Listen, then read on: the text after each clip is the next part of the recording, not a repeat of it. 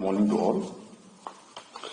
ये lecture quadratic equation का continuation है। पिछले लेक्चर्स में हमने नंबर सिस्टम्स के बारे में देखा था कि natural number, whole number, rational number, irrational number, complex number, इनकी जानकारी ली थी।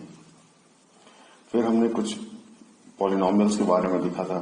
पॉलिनोमियल्स में हमने देखा कि उसमें नंबर ऑफ सॉल्यूशंस कितने होंगे, डिग्री ऑफ पॉलिनोमियल्स पर डिपेंड करते थे। और फिर हमने देखा कि डिग्री ऑफ पॉलिनोमियल्स यदि 5 है और नंबर ऑफ सॉल्यूशन 6 नहीं, तभी पॉसिबल है जब वो आइडेंटिटी हो। फिर आइडेंटिटी की कंडीशन देगी। फिर हमने रूट्स का सम निकालना भी देखा कि एक एक रूट्स, जैसे 5 डिग्री ऑफ पॉलिनोमियल उसके 5 रूट होंगे, तो एक एक root alpha plus beta plus gamma, इनका सम क्या होगा, दो के प्रोडक्ट लेंगे, अल्फा बीटा, बीटा गामा होगा। तो इसके तरीके लिए इक्वेशन निकाला था हमने। ये बेसिक चीज देखी। फिर स्पेसिफिकली क्वाड्रेटिक में हमने देखा कि इसके मैक्सिमम 2 रूट्स होते हैं और उनके रूट्स के सम क्या होंगे और प्रोडक्ट्स क्या होगा, ये देखी। फिर हमने रूट्स निकालने के तरीके देखे। एक तो था हमारा direct formula -b plus minus root of b square minus 4ac/2 है। दूसरा था कि मिडिल टर्म की स्प्लिटिंग करके भी हम रूट्स निकाल सकते हैं। इसके बाद एक थोड़ा सा डिस्कशन रिमाइंडर थ्योरम पे हुआ था। रिमाइंडर थ्योरम से हमने ये देखा था कि कोई नंबर यदि उसमें डालते हैं और वो उस एक्सप्रेशन को जीरो कर देता है, इसका मतलब वो x minus that number becomes a factor. और यदि नहीं जीरो करता, कोई वैल्यू देता है, इसका मतलब है x माइनस दैट नंबर से यदि उस पॉलिनोमियल को हम डिवाइड करें तो वो रिमाइंडर आएगा। तो इस चीज को हमने अपने लास्ट का लेक्चर में दिया, उसका डिस्क्रिप्शन बॉक्स में लिंक दे दूंगा। फिर एक और वेवी नेचर, वेवी कर्व के बारे में पता किया था। इससे हम बहुत इजीली पॉजिटिव और मतलब एक्सप्रेशन की पॉजिटिव और नेगेटिव वैल्यूज का ज्ञान कर लेंगे। वैल्यू क्या होगी ये नहीं कर सकते, लेकिन वो पॉजिटिव होगा नेगेटिव होगा, ये देखा। फिर हमने ये भी देखा कि क्वाड्रेटिक इक्वेशन के 2 रूट्स होते हैं और दोनों रूट्स यदि मान लीजिए सर्ट्स हैं, सर्ट्स का मतलब एक स्क्वायर रूट में है जिसका वैल्यू नहीं निकल पाता है as a proper natural number, तो उसे सर्ट्स कहते हैं। ये हमेशा पेयर्स में होते हैं। ऐसी कोई इमेजिनरी नंबर है इसका रूट, तो वो भी पेयर में होगा। इसके आगे चलते हैं। तो लास्ट टर्म में जैसे इसको स्टार्ट करते हैं, equation and identity. If any equation as a degree n, मतलब 5 डिग्री है, x⁵ मैक्सिमम है, तो if it has roots, 5 roots हो सकते हैं। यदि 5 से ज्यादा है तो वो आइडेंटिटी हो जाती है। इफ डिग्री n है and has n roots in it, if it has more than n roots तो आइडेंटिटी, और वरना n रूट्स है तो इक्वेशन है। Quadratic equation ax² plus bx plus c equal 0, इसके 2 रूट्स होंगे। यदि 2 से ज्यादा है तो इसका मतलब आइडेंटिटी। आइडेंटिटी होने के लिए मतलब a भी 0 हो जाएगा, b भी 0, c। अब कोई भी वैल्यू x की रखो तो देखो दोनों तरफ 0 आ जाएगा। तो आइडेंटिटी होने के लिए a is equal 0, b is equal 0 और c इज इक्वल 0 हो जाएगा। तो दिस इज कंडीशन, बहुत बेसिक सी चीज है, लेकिन इसका बहुत सारा यूज है।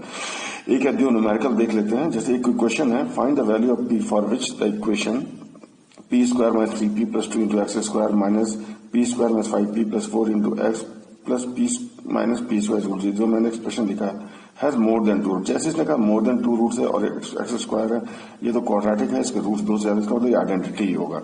आइडेंटिटी का मतलब ये हर एक चीज जो कोएफिशिएंट है, जैसे a b c 0 होते हैं, यहाँ कोएफिशिएंट ये टर्म और ये टर्म, मतलब ये तीनों अलग अलग 0 होंगे। अब जो तीनों 0 होंगे p की वैल्यूज मिलेगी। अब इनमें जो कॉमन वैल्यू होगी वही आंसर होगा। तो इसका देखिए अलग अलग हमने इसको 0 कर लिया, तो इसको 0 किया, इसको स्प्लिटिंग की तो हमें 1 और 2 रूट्स मिले। p² minus 5p plus 4 is equal 0 किया तो इसमें 4 और 1 रूट मिले। और p माइनस p² को 0 करेंगे तो 1 और 0, तो देखिए 1 इसमें कॉमन है, तो इसका आंसर p1 है। p1 होगा तभी इसके मोर देन 1 रूट्स होंगे। अब देखिए p1 रखें तो देखिए p² 1 हो जाएगा, 1 प्लस 2 3 0 हो जाएगा। इसको भी रखिएगा तो 0 हो जाएगा। 1 प्लस 4 5 माइनस 5 0, ये देखिए 1 रखेंगे 1 1 0, तो देखिए सब कुछ अकेले अकेले 0 हो जाता है। तो ये हमने एक देखा कि कैसे इसका यूज करते हैं। एक और क्वेश्चन देखिए यहाँ पे है, देखिए दूसरा क्वेश्चन इसी पे है कि x minus a into x minus b upon c minus a upon c minus b, इस तरीके से पैटर्न बना हुआ है। अब हमसे ये कह रहा है कि ये बताना है कि ये आइडेंटिटी है, प्रूव दैट आइडेंटिटी। अब आप देखो ऊपर मल्टीप्लाई करो तो x² कुछ ऐसा आएगा, और ये देखिए तीनों टर्म एडिशन है, तो एलसीएम लेकर के हम ऐड करें तो जो दिखता है वो ये है कि इसमें x की मैक्सिमम पावर 2 ही होगी। तो ये क्वाड्रेटिक एक्सप्रेशन है, ठीक है। अब हम किसी तरीके से प्रूव कर दें कि इसके तीन वैल्यूज हैं जो इस इक्वेशन को सेटिस्फाई करेंगे, this plus is equal to 1 या -1 इज इक्वल 0 करें, कहने का मतलब एक ही है। तो आपको तीन वैल्यूज में दिखाना कि इक्वेशन सेटिस्फाई हो रही है, तो इसका मतलब ये जो है क्वाड्रेटिक जिसके तीन सॉल्यूशन है तो वो आइडेंटिटी हो जाएगा। तो क्या कर सकते हैं, जैसे ए बी सी जिसे दिख रहा है ए बी सी में कुछ पैटर्न बनना, हम एक बार ए रखते हैं तो ए रखेंगे ये 0 हो जाएगा और यहाँ ये 0 हो जाएगा, तो ये बच जाएगा ए माइनस बी अपॉन इंटू ए माइनस सी अपॉन ए माइनस बी, तो ये कट कट के मतलब 1 इज इक्वल टू 1। इस तरीके से हमारा ये ए के लिए प्रूव, ऐसे बी के लिए प्रूव करें तो ये 0 हो जाएगा, ये 0, तो यहाँ पे 1:1 हो जाएगा। तो ऐसे सी के लिए प्रूव करें, यहाँ सी माइनस ए, सी माइनस बी, सी माइनस, ये कट कट के 1 आ जाएगा। यहाँ देखिए एक्स को जैसे सी रखेंगे 0 हो जाएगा, यहाँ भी एक्स को सी तो 0 0, ये 1 हो जाएगा, 1 इज इक्वल टू 1। तो ए बी और सी तीन के लिए सेटिस्फाई कर रहा है। दिस मीन्स दैट ये जो इक्वेशन है it has got more than 2 solutions, और जैसे किसी क्वाड्रेटिक इक्वेशन का मोर देन 2 सॉल्यूशंस हुआ तो इसका मतलब वो हो गया आइडेंटिटी। तो ये आइडेंटिटी हमने प्रूव कर दी। अब जैसे क्वेश्चन ये है -π के बीच में थीटा की वैल्यू है, जिसमें ये equation cos 3 theta plus 1 x square plus 2 cos square theta minus 1 into x plus 1 minus 2 cos theta is equal 0 has more than 2 roots. जैसे इसने कहा मोर देन 2 रूट्स, देखिए एक्स स्क्वायर है ना, ये क्वाड्रेटिक है, इसके मोर देन 2 रूट्स के कहते ही हमें समझ में आ गया कि ये आइडेंटिटी की बात कर रहा है। आइडेंटिटी का मतलब ए बी और सी तीनों को अलग अलग 0 होना होगा, तो हम एक एक को 0 cos 3 theta plus 1 is equal to 0, तो 3 थीटा की वैल्यू होगी -1, क्योंकि cos theta is equal to pi पे -1 होता है, तो 3 थीटा पाई हो गया, और थीटा इज इक्वल टू π/3। ऐसे दूसरे को सॉल्व करेंगे, 2 cos 2 theta minus 1 is equal to 0, तो हमें मिल गया cos 2 theta is equal to half. ये हाफ किस पे होता है, cos 60 पे, मतलब 2 theta is equal to π/3 and theta is equal to π/6। और यहाँ देखें 1 minus 2 cos theta is equal to 0, 2 cos theta is equal to half π/3। तो हमारे पास थीटा की तीन वैल्यूज होंगी, π/3, π/6 और π/3। अब लेकिन इक्वेशन तो एक ही है, थीटा की तो एक ही वैल्यू होनी चाहिए, क्योंकि थीटा तो सेम है तीनों के लिए, तो इसका मतलब यहाँ पे कोई भी सॉल्यूशन नहीं होगा। तो इस तरीके से देखिए बहुत सिंपल सी बात थी, इक्वेशन आइडेंटिटी का डिफरेंस देख करके हमने ये क्वेश्चंस लगा दिए। और ये ऐसे बहुत सारे क्वेश्चन, बस आपको यही याद रखना है कि यदि आइडेंटिटी है तो उसके पास जितने डिग्री उससे ज्यादा रूट्स होंगे, यदि ज्यादा रूट्स हैं, डिग्री से ज्यादा वैल्यू सेटिस्फाई कर रहे हैं, इसका मतलब उनके कोएफिशिएंट 0 होंगे। अब नेक्स्ट चीज हम पढ़ते हैं सिमेट्रिक रूट। सिमेट्रिक रूट्स, और हम इस किसी इक्वेशन को निकालना जिसके रूट्स दिए हुए हैं अलग से, वो हम देखते हैं। Symmetric roots alpha beta, then इससे एक चीज तो पता चल गई, अल्फा प्लस बीटा मतलब हमने पढ़ा coefficient of x to the power n minus 1 upon coefficient of x to the power n with minus sign. तो जैसे summation alpha is equal to -b/a, मतलब अल्फा प्लस बीटा रूट है, इनके सब -b/a होंगे, अल्फा बीटा c/a। ये एक important चीज आ गई। अब हमें बहुत सी चीजें कहते हैं, जैसे alpha square plus beta square, alpha cube plus beta cube, alpha to the power 4 plus beta to the power, ऐसे बहुत चीजें पूछ सकती हैं, जैसे mod of alpha minus beta, इनकी वैल्यूज निकालनी है। तो हम क्या करेंगे, इन सभी को अल्फा प्लस बीटा और अल्फा बीटा के टर्म्स में सॉल्व करेंगे। जैसे alpha square plus beta square, हमें पता है ए प्लस बी का होल स्क्वायर वाला फॉर्मूला, तो अल्फा प्लस बीटा का whole square minus 2 alpha beta, देखिए दोनों इक्वल हो गए, और हमें अल्फा प्लस बीटा की वैल्यू -b/a यहाँ से मिल गई, अल्फा बीटा की c/a यहाँ से मिल गई, तो हम पुट करके ये वैल्यूज निकाल सकते हैं। ऐसे अल्फा माइनस, जब मॉड की वैल्यू आती है ना, मॉड हमेशा पॉजिटिव होता है, इसको ऐसे लिखते हैं रूट ऑफ एक्स स्क्वायर, जैसे मॉड है तो root of alpha minus beta का होल स्क्वायर। अब बस इसको फिर हम कन्वर्ट कर देंगे अल्फा प्लस बीटा का होल स्क्वायर माइनस, क्योंकि अल्फा प्लस बीटा की वैल्यू पता है मुझे, अल्फा बीटा की वैल्यू पता है। ऐसे alpha cube plus beta cube है, उसकी वैल्यू भी हम निकाल सकते हैं। वो कैसे निकलेगी, alpha cube plus beta cube, इसका फॉर्मूला है alpha plus beta into alpha square plus beta square minus alpha beta. तो इसमें अल्फा, देखिए अल्फा प्लस बीटा की वैल्यू पता है, इसको भी अल्फा प्लस बीटा के फॉर्म में लिखेंगे 3 अल्फा, तो देखिए सबकी वैल्यूज पता है, यहां से डाल के हम इनकी वैल्यूज निकाल रहे हैं। तो the footnote is convert all the expression the terms of alpha plus beta and alpha beta whose values are directly known from the quadratic equation. जैसे देखिए हमें पता चल गया यहां से, then substitute the values and solve it. अब कभी क्वेश्चन ऐसे आ जाते हैं कि you have to find alpha to the power 20 plus beta to the power 20, या alpha to the power 101 plus beta to the power 100। ऐसे बहुत बड़ी बड़ी चीजें इतनी आसानी से सॉल्व नहीं हो सकती जो हमने कहा। तो इससे एक चीज ये पता चल जाता है, यह कोई ट्रिग्नोमेट्रिक फंक्शन होगा या फिर ये ज्यादातर कॉम्प्लेक्स फंक्शन होंगे, कॉम्प्लेक्स रूट्स ही होंगे। और जैसे कॉम्प्लेक्स रूट्स आ गए तो उसको तुम्हें पता है, De Morgan's laws, Euler's theorem, वहां से इजीली सॉल्व हो जाते हैं, वो हम आगे कॉम्प्लेक्स नंबर्स में पढ़ेंगे। लेकिन एक चीज है कि ज्यादातर question cube root of unity का है, जैसे x cube is equal to 1 हो या x cube is equal to -1, जैसे क्यूब रूट ऑफ यूनिटी है, x cube plus 1 is equal 0, x cube is equal to -1 हो, या जैसे एक्स क्यूब -1 इज इक्वल 0, तो एक्स इज इक्वल टू ये plus ये 1 का क्यूब रूट होगा, यहाँ पे -1 का रूट होगा, तो जैसे एक्स इज इक्वल टू -1। तो हम देखेंगे इनके जो रूट्स होते हैं ओमेगा ओमेगा ओमेगा स्क्वायर होता है, ठीक है। ये थोड़ा सा हमें लगता है ये x -1 मतलब, और ये x +1 है, तो इसके रूट्स होंगे +1 के स्क्वायर रूट्स होंगे ओमेगा ओमेगा स्क्वायर। ये हम पढ़ेंगे, जैसे इसको बाइफर्केट करेंगे x +1 और ये हो जाएगा, हमने थोड़ा सा वो इसको थोड़ा सही कर दें, हल्के से चेंजेस हो गए हैं। X cube +1 is equal to x +1 is equal to 1 + omega square.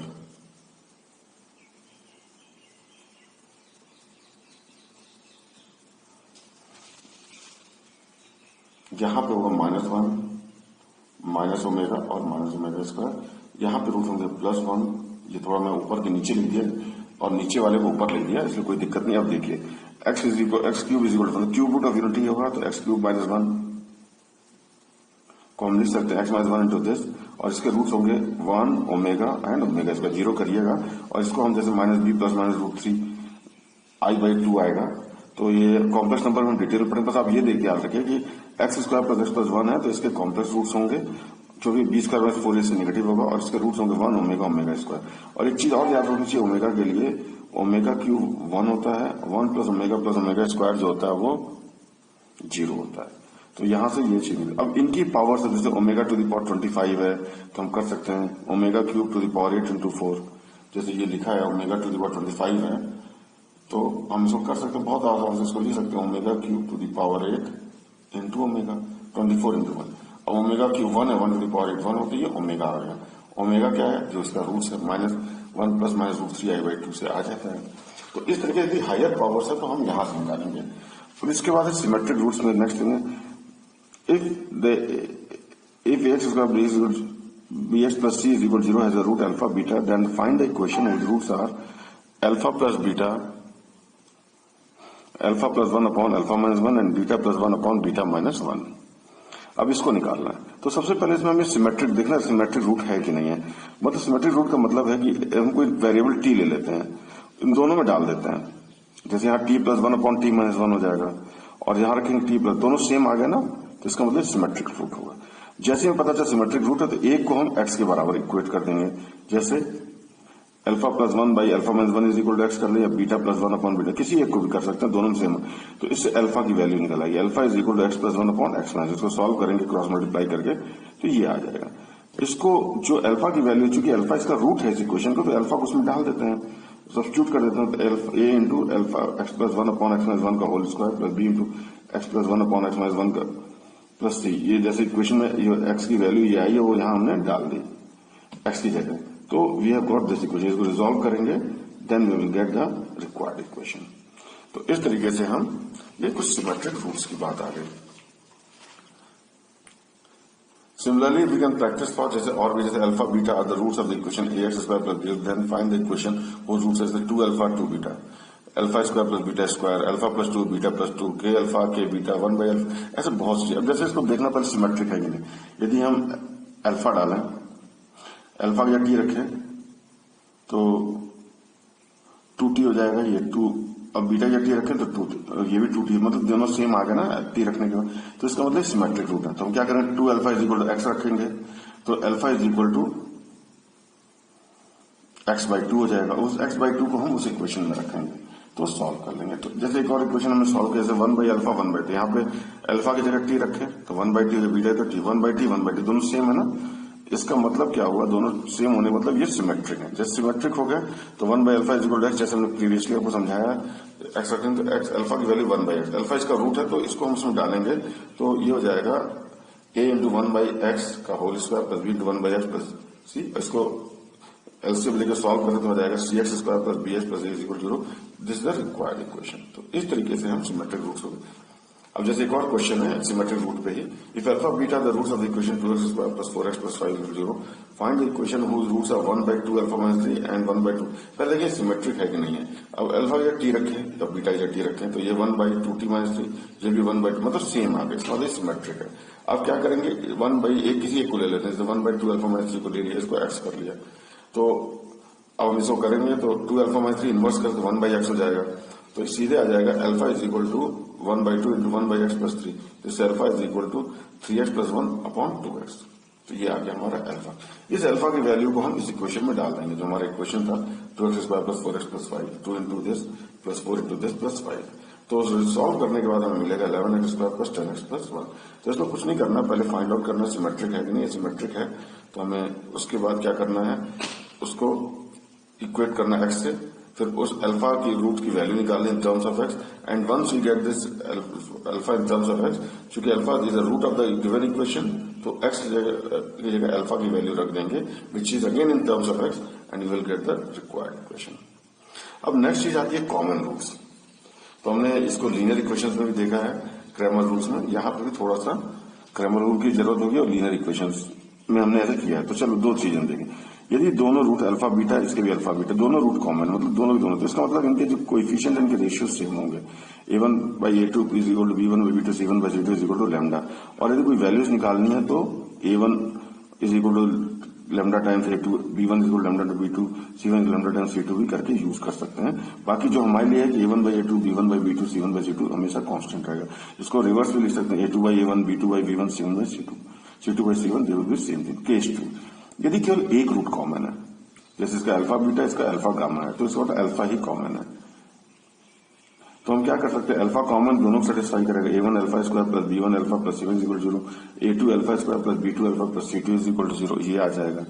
अब क्या है कि हमें क्रैमर रूल से पता है कि अल्फा स्क्वायर, यहाँ अल्फा स्क्वायर लिखेंगे या इसको हम x5 मान लें तो भी कुछ नहीं, लेकिन अल्फा स्क्वायर, अल्फा स्क्वायर को हम मान लो कोई सेपरेट चीज है, कोई वेरिएबल है, तो अल्फा स्क्वायर अपॉन दिस, जैसे क्रैमर xy माने xy, तो ये तो x की वैल्यू निकालने क्या करते हैं, बाकियों का कोएफिशिएंट 4 करके b1 c2 minus b2 c1, उसके बाद माइनस लगा alpha upon a1 c2 minus a2 c1 plus 1 upon a1 b2 minus a2 b1। तो इसको जैसे हम ये जो चीजें कैसे की है ना, ये आपको क्रैमर रूल का एक हमारा अलग से वीडियो है, उसको भी हम लिंक में दे देंगे, उससे आप देख लेंगे। सो दैट अब now we find with alpha की दो वैल्यूज आ जाएंगी, this from this we get alpha and again alpha. यदि हमें कोएफिशिएंट में रिलेशन निकालना है तो we can equate this to, यदि मुझे खाली आंसर निकालना तो दोनों से सेम आंसर जाएंगे, we will get a common root alpha. तो इस तरीके से हम कॉमन रूट्स निकाल रहे हैं। एक मेथड 1 है, उसमें हम अल्फा की वैल्यू डाल के जो कॉमन रूट है उसको निकालने के लिए इस तरीके से इसमें वैल्यू डाल क्रैमर रूल रख के अल्फा की वैल्यूज निकालेंगे, तो अल्फा किसी भी निकालेंगे सेम आएगी। And that if we want to have a relations, तो अल्फा मतलब कोई ना कोई वेरिएबल है जिसकी वैल्यू नहीं पता है, तो हम इन दोनों अल्फा को इक्वेट कर देंगे, then we will get the relation among the coefficients. तो this is the next. The second method for this is this कि अब कॉमन रूट निकालना है, तो हम क्या कर सकते हैं, दूसरा तरीका है कि अल्फा इन दोनों में केसेस में एक्स स्क्वायर का कोएफिशिएंट सेम कर लीजिए, और नहीं सेम होता तो 1 कर लीजिए। तो 1 करने के लिए हम इससे डिवाइड कर देंगे, तो ये हो जाएगा x square plus b1/a1x plus c1/a1 = 0। दूसरा equation x square plus b2/a2x plus c2/a2 = 0। अब मैं 3 में से 4 या 4 में से 3 सब्ट्रैक्ट कर दूं तो x वाला तो टर्म कट जाएगा, तो हमने सब्ट्रैक्ट 4 फ्रॉम 3, तो क्या हुआ, 4 को 3 से किया तो b1/a1 माइनस b2/a2 x माइनस c1/a1 माइनस c2/a2 = 0। On solving this will get the x which is the common root. तो इस तरीके से हम कॉमन रूट निकालना भी सीख गए, और इसमें हम कुछ क्वेश्चन प्रैक्टिस के लिए भी देंगे आगे चल के, और अलग से वीडियो देंगे जिसमें बहुत अच्छे न्यूमेरिकल्स होंगे। Graph of the quadratic equation and shape and sign of the quadratic expression for x an element of R. तो हमें ये देखना है कि ग्राफ कैसा बनेगा, और इसमें डोमेन रेंज निकालना है, वैल्यूज पता करनी है पॉजिटिव नेगेटिव। इसमें जैसे हमने क्रैमर रूल का भी थोड़ा यूज होगा, उसको देखिएगा।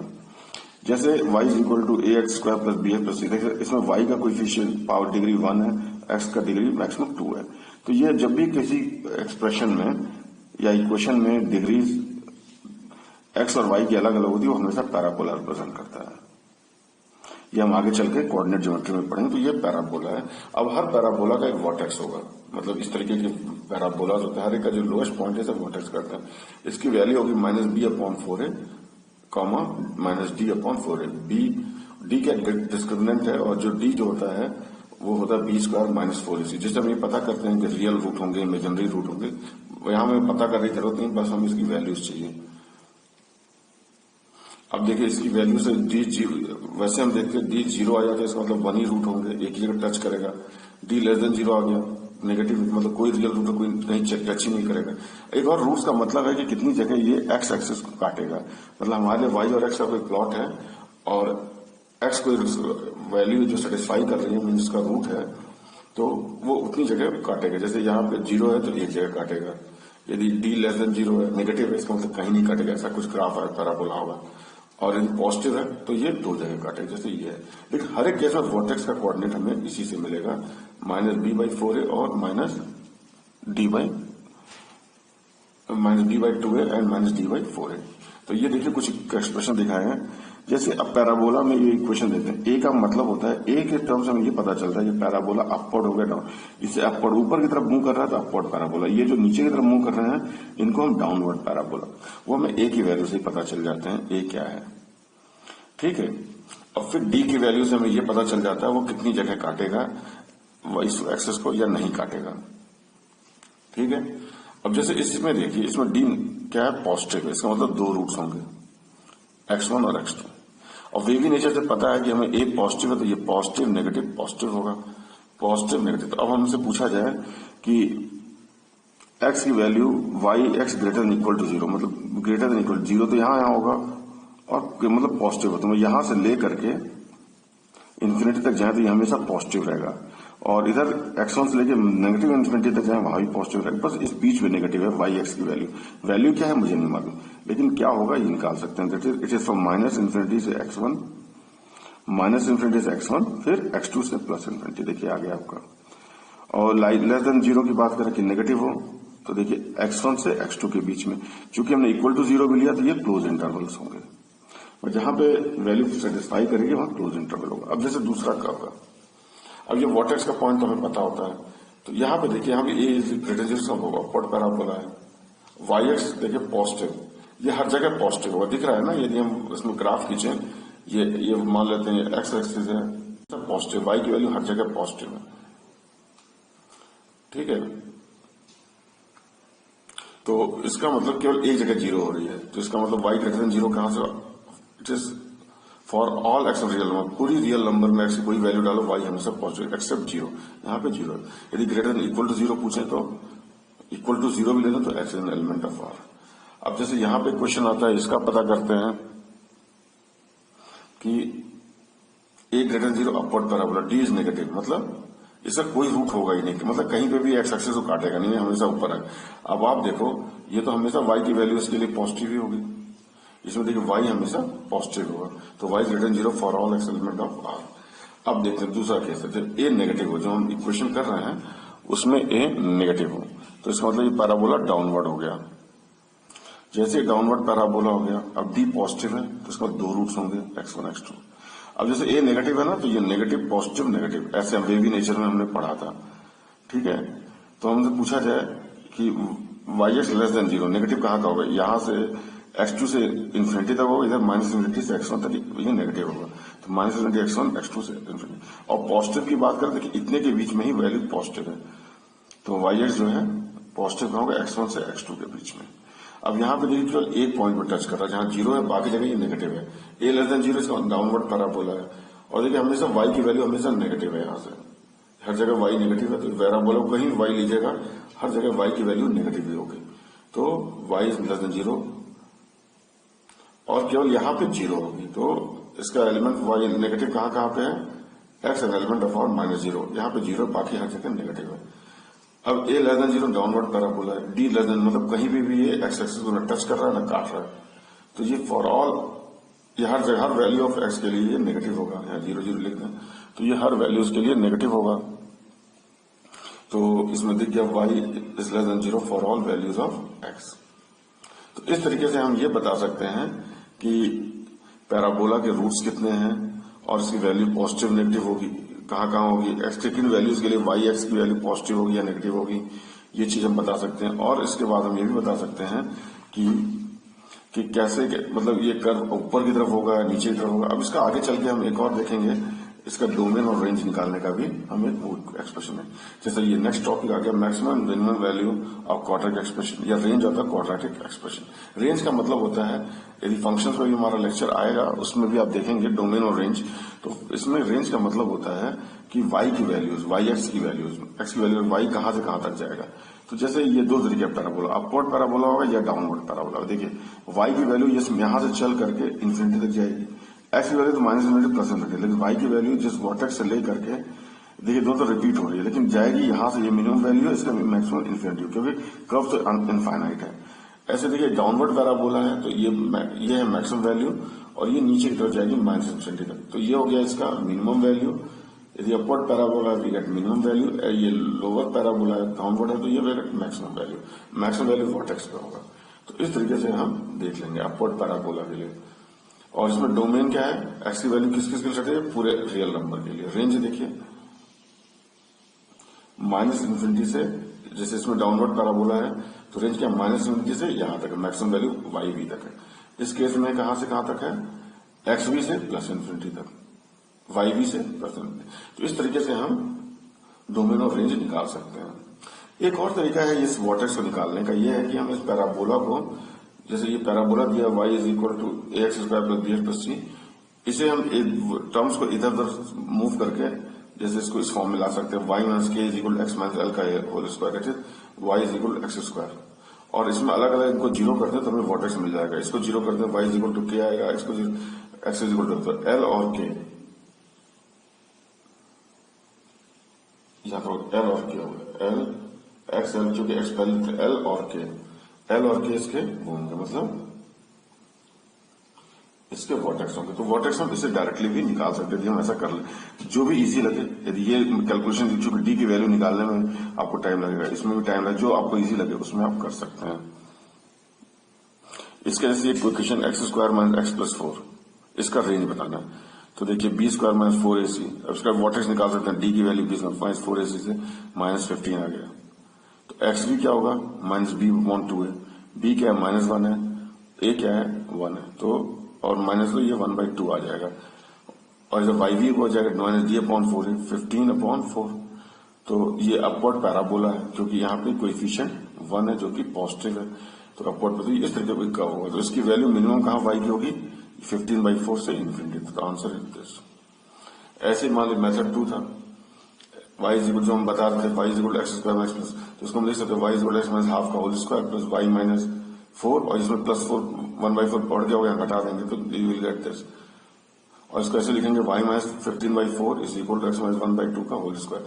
तो जिस फॉर्म में आ गया, इसको अलग से जीरो कर दे, इसको अलग से, तो will get vertex is equal to half comma 15/4। तो इससे वर्टेक्स आ जाएगा हाफ, एक्स हाफ हो जाएगा और ये 15/4 आ जाएगा। तो दोनों में से जो इजी लगे उसे सॉल्व कर लेते हैं। अब इसी का यूज करके जो तरीका है, ऐसे हम रेंज, क्वाड्रेटिक एक्सप्रेशन का रेंज बताइए, ऐसे हम कई सारे सिमिलर फंक्शंस का भी रेंज बता सकते हैं। जैसे कोई तरीका लीनियर बाई क्वाड्रेटिक हो, क्वाड्रेटिक बाई क्वाड्रेटिक हो, या क्वाड्रेटिक बाई लीनियर, इस तरीके का एक्सप्रेशन। और जैसे ये क्वाड्रेटिक बाई क्वाड्रेटिक का हम सॉल्व करके दिखाते हैं, x square minus x plus 1, x square plus x plus 1, इसकी वैल्यू कहां से कहां तक होगी। तो इसकी वैल्यू हम y मान लेते हैं। अब देखते हैं सबसे पहले कौन सी वैल्यू हो नहीं सकती, जिसके लिए डिनोमिनेटर जीरो हो जाए वो वैल्यूज नहीं होंगी, मतलब x की वो वैल्यू जिसपे जीरो हो जाए। तो हम देखें, यदि इसको देखें, अभी हमने पहले पढ़ा था ना कि कॉम्प्लेक्स रूट्स के बारे में, तो हम देखें x cube is equal to 1 करें तो x square plus x plus 1, ये इसके कोई रियल रूट नहीं होते हैं। ये जो हम देखा था कि हमेशा ओमेगा एक्स माइनस 1, मतलब ओमेगा और ओमेगा स्क्वायर इसके रूट होंगे, तो इसका कॉम्प्लेक्स रूट, इसका मतलब कभी भी एक्स एक्स को काटेगा ही नहीं। तो इसका मतलब ये हमेशा positive, there will be no value of x for which it will be 0, तो इसके होल रियल नंबर पे एक्स जाएगा। अब इसको वाई मान लिया, तो वाई की वैल्यू रखेंगे, इसको फिर इसे सॉल्व करते हैं। तो इसको y square into y minus 1, you get this equation. जैसे हमें ये इक्वेशन मिल गई, तो since the roots are real, इसका मतलब b square 4ac must be greater than equal to 0, फिर बी स्क्वायर 5 प्लस 1 का whole square minus 4ac, 4 means a क्या है, ये y माइनस वन, यहाँ y माइनस ये आ जाएगा। इसको सॉल्व करें तो हो जाएगा 3y square minus 10y plus 3 is less than equal to 0। अब हमारे पास क्या है कि इस मिड टर्म, ये एक आगे इसके दो फैक्टर्स आने चाहिए, इसमें मिडिल टर्म स्प्लिटिंग कर ले, नहीं आएगा तो मैं फिर minus b plus minus root of b square 4ac वाली टर्म मेथड से करके दोनों रूट्स निकालेंगे। तो इसको मिडिल टर्म स्प्लिटिंग से हमें मिल गया कि इसके रूट्स हैं 3y minus one into y minus 3 less than equal to, तो रूट्स आ गए 1/3 और 3। इनको यहाँ प्लॉट कर लेंगे। हमसे पूछा क्या है, लेस देन इक्वल टू 0 होना चाहिए, तो नेगेटिव देखें यहाँ से, तो इसका नेगेटिव का आपको 1/3 से 3 होगा। इक्वल टू 0 है तो 1/3 और 3 ले लेंगे, खाली इक्वल टू 0 ना करता तो 1/3 ओपन इंटरवल लेना पड़ता। यहाँ देखिए हमने जैसे एक हमेशा याद रखिए, जो इनइक्वालिटीज है ना, वो जब इनवर्स लेते हैं या नेगेटिव नंबर से मल्टीप्लाई करते हैं तो चेंज है। चूंकि यहाँ -1 से हमने मल्टीप्लाई किया था कि ये पॉजिटिव हो जाए, 3 स्क्वायर माइनस 10y प्लस 3, तो inequality greater than equal to था तो ये लेस देन इक्वल टू हो जाएगा। अब मेरा पैराबोला यहाँ बनाते तो इन्वर्टेड होता है, यहाँ पे अपवर्ड पैराबोला होता, तो ये चीज हमें याद रखनी चाहिए।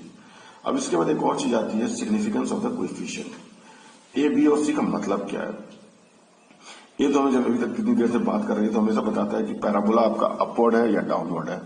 बी है, जैसे बी जो है इसका वर्टेक्स में फाइंड आउट करने का काम होता है, -b/2 है। यदि बी और ए का साइन सेम है, दोनों पॉजिटिव है दोनों नेगेटिव, तो पैराबोला एक्चुअली क्या होगा, नेगेटिव होगा। तो इस केस में यदि नेगेटिव है, मतलब एक्स कोऑर्डिनेट नेगेटिव है, तो पैराबोला हमारा आप देखोगे सेकंड और थर्ड में होगा, थर्ड क्वाड्रेंट में होगा कोऑर्डिनेट सिस्टम में। यदि ए और बी का साइन अपोजिट है, मतलब एक पॉजिटिव एक नेगेटिव, तो ये ओवरऑल ये दोनों बी बाई ए हमेशा नेगेटिव होगा, नेगेटिव पॉजिटिव, मतलब ये एक्चुअली हमेशा पॉजिटिव होगा, ये फर्स्ट और फोर्थ क्वाड्रेंट में होगा। तो इस तरीके से हम ये बता सकते हैं, कहीं हेल्प हो जाती है इनकी। जो सबसे इंपॉर्टेंट था ए ग्रेटर देन 0, इसका सी वैल्यू बताता है कि ये जो पैराबोला है वाई एक्सिस को कहाँ कट करेगा। सी पॉजिटिव है तो वाई इंटरसेप्ट पॉजिटिव है, सी नेगेटिव है तो वाई इंटरसेप्ट नेगेटिव है। और सी जैसे अब ये पैराबोला है,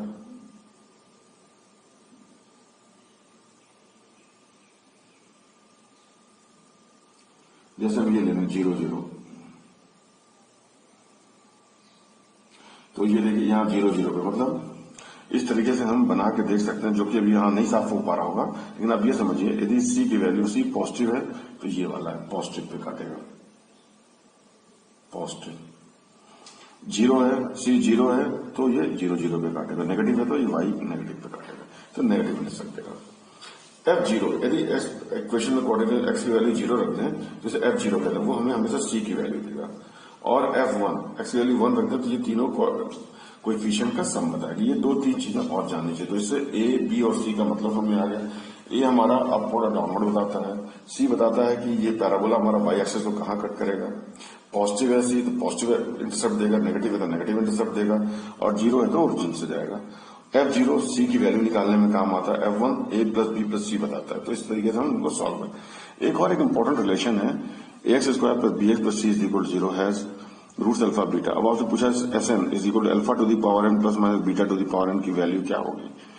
तो इसमें क्या पूछेंगे, a Sn plus 2 plus b Sn plus 1 plus c Sn is equal to 0। तो ये एक रिलेशन एग्जिस्ट करता है। Sn प्लस 2 Sn प्लस 1 और Sn, मतलब ये तीनों कॉन्जिक्यूटिव नंबर हैं, एक से ज्यादा एक, मतलब एक्स स्क्वायर वाले में 2 ज्यादा है। तो इस तरीके से आपको सम कहा जाए तो Sn ये सम है, तो हम निकाल सकते हैं। तो इसका मतलब है कि ये हमेशा 0 होता है। ये रिलेशन इसका हम कई जगह यूज कर सकते हैं, जैसे a S9 plus b S8 plus c S7 s equal to 0 होगा। तो इसको हमने प्रूव करके दिखाया है कि हम Sn is equal alpha to the power n plus beta to the power n इसको निकालना है। तो रूट्स क्या है, इसको मान लेते सही है, ठीक है। तो a की जगह Sn, b is this and c इसको डालें। फिर हमने देखा a, इनको कॉमन ले लेते हैं, a alpha to the power n plus 2, b alpha to the power n plus 1, c alpha to the power n, beta के टर्म्स अलग कर लिए। यहाँ पे alpha to the power n common लें तो a alpha square plus b alpha plus c। ऐसे हमें पता है कि अल्फा इसका रूट है, तो इसमें अल्फा डालेंगे तो a alpha square plus b alpha plus c हमेशा 0 होगा, तो यहाँ पे ये 0 हो गया।